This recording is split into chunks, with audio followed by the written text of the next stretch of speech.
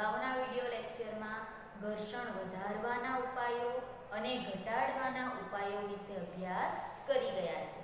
હવે આગળની થિયરી જોઈશું કે પૈંડા ઘર્ષણ ઓછું કરી દે છે. શું કીધું? પૈંડા ઘર્ષણ ઓછું કરી દે છે. એટલે કે પૈંડું વ્હીલ તમે જોયું જ હોય છે, બરાબર? તો તમે ખબર હશે કે પૈંડાની જ્યારે શોધ ઘણા વર્ષો પહેલાં થયેલી હતી, તો પૈંડું એ આપણા જીવન માટે ખૂબ જ અગત્યનું છે.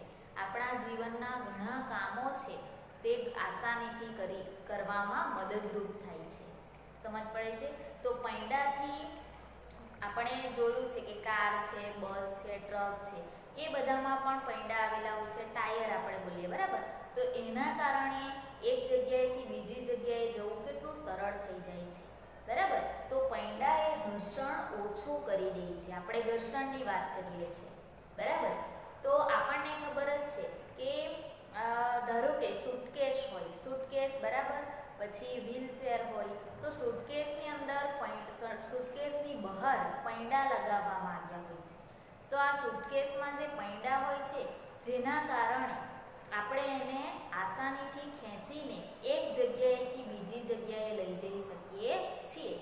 જો બેગ હોય, બેગમાં પૈંડા નહીં હોય તો શું થાય? આપણે વજનવાળી ભારે વસ્તુને ઉચકવું પડશે, બરાબર? આપણને થાક પણ લાગશે. પણ જો એની નીચે વ્હીલ હોય, પૈંડા હોય, તો આપણે ગમે તેટલું ભારે બેગ હોય તેને પણ રણકાવીને આસાનીથી ખેંચીને એક જગ્યાએથી બીજી જગ્યાએ લઈ જઈ શકીએ છીએ, બરાબર? નાનું બાળક હોય તે પણ એ ભારે વસ્તુને પૈંડા દ્વારા ખેંચીને એક જગ્યાએથી બીજી જગ્યાએ લઈ જઈ શકે છે, બરાબર? તો આપણે આવી જ એક પ્રવૃત્તિ પાઠ્યપુસ્તકની અંદર આપી છે, બરાબર? તે પ્રવૃત્તિને સમજીએ અને પછી અવલોકન કરીશું. ચાલો આપણે જોઈએ. ચાલો જો, પૈંડું ઘર્ષણ ઓછું કરી દે છે. શું કીધું? સુટકેસ અને અન્ય ભારે સામાન પૈંડા સાથે લગાડેલા જોયા હશે. સુટકેસ અને અન્ય ભારે સામાન સાથે પૈંડા લગાડેલા જોયા હશે. અહીં તમે આકૃતિમાં દેખાય છે ને, સુટકેસ છે, બરાબર? એની સાથે પૈંડા લગાવેલા છે.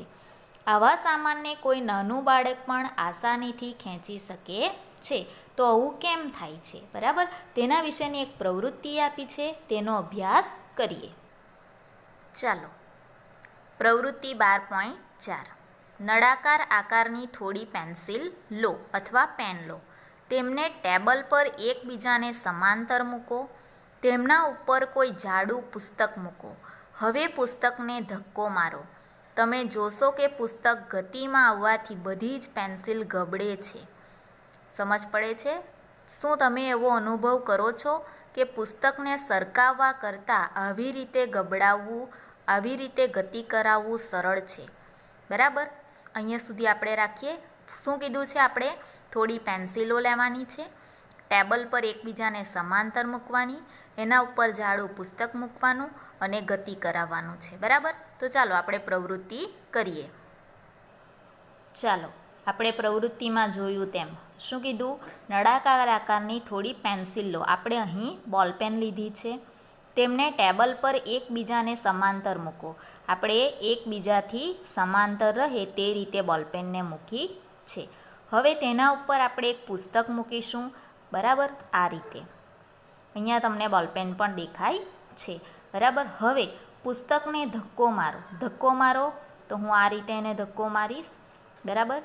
આ બાજુના છેડાથી અને આ બાજુના છેડાથી, બરાબર?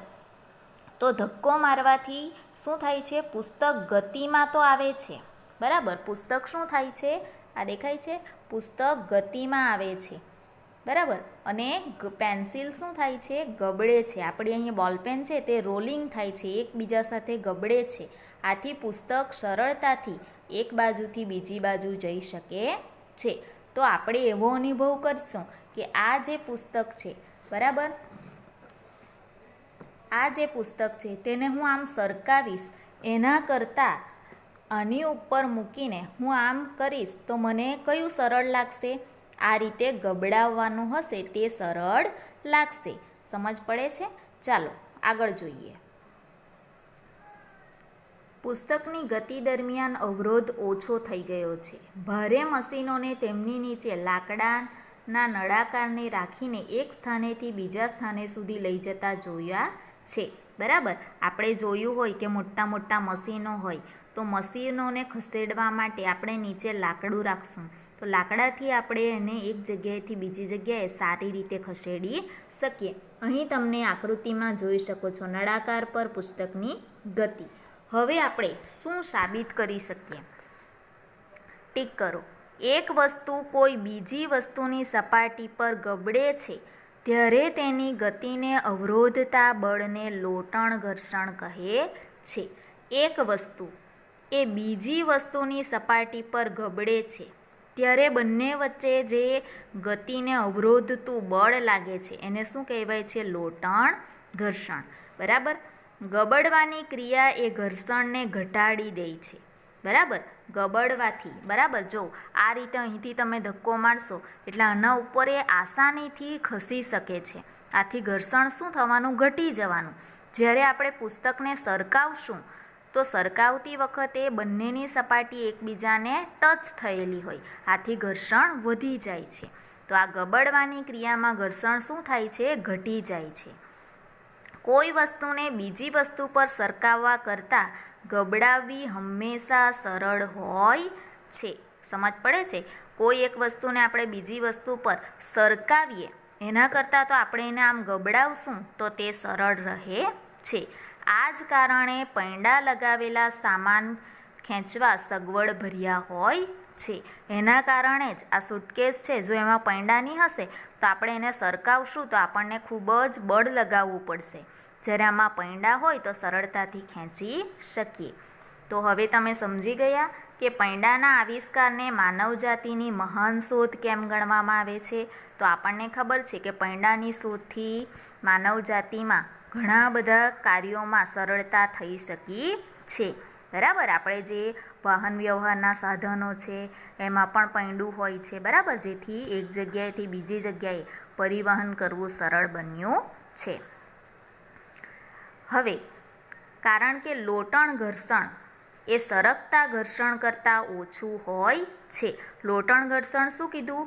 કે જ્યારે એક વસ્તુએ બીજી વસ્તુની સપાટી પર ગબડે ત્યારે તેની ગતિને અવરોધતું જે બળ લાગે તેને લોટણ ઘર્ષણ કહેવાય. તો લોટણ ઘર્ષણ એ સરળ છે સરકતા ઘર્ષણ કરતાં. બરાબર, એટલે સરકતા ઘર્ષણ કરતાં લોટણ ઘર્ષણ કેવું છે? ઓછું. તેથી મોટાભાગના મશીનોમાં સ્લાઇડિંગને બોલ બેરિંગના ઉપયોગ દ્વારા લોટણમાં બદલવામાં આવે છે. છતના પંખાઓ અને સાયકલોમાં ધરી અને કેન્દ્રની વચ્ચે બોલ બેરિંગનો ઉપયોગ આના સામાન્ય ઉદાહરણો છે. બરાબર, તો અહીં તમને પૂછાઈ શકે કે લોટણ ઘર્ષણના ઉદાહરણો જણાવો, કે લોટણ ઘર્ષણની વ્યાખ્યા આપી એના ઉદાહરણો જણાવો. તો લોટણ ઘર્ષણની આ વ્યાખ્યા છે. આ પૈંડા લગાવેલા હોવાથી આપણે સરળતાથી સામાનને ખેંચી શકીએ છીએ. બીજું ઉદાહરણ કે મશીનોના સ્લાઇડિંગમાં બોલ બેરિંગનો ઉપયોગ કરવામાં આવે છે. અને ત્રીજું ઉદાહરણ કે છતના પંખાઓ અને સાયકલોમાં ધરી અને કેન્દ્રની વચ્ચે બોલ બેરિંગનો ઉપયોગ થાય છે. જેથી આ ધરી અને કેન્દ્રમાં બોલ બેરિંગમાં લોટણ ઘર્ષણ લાગે છે એટલે લોટણ ઘર્ષણને કારણે સરળતાથી ફરી શકે છે. બરાબર, તો આ થયું લોટણ ઘર્ષણ. બરાબર, ચાલો તો આજે આપણે આ લોટણ ઘર્ષણ અહીં સુધી રાખીએ. બરાબર, આગળના વિડીયો લેક્ચરમાં આગળની થિયરીનો અભ્યાસ કરીશું.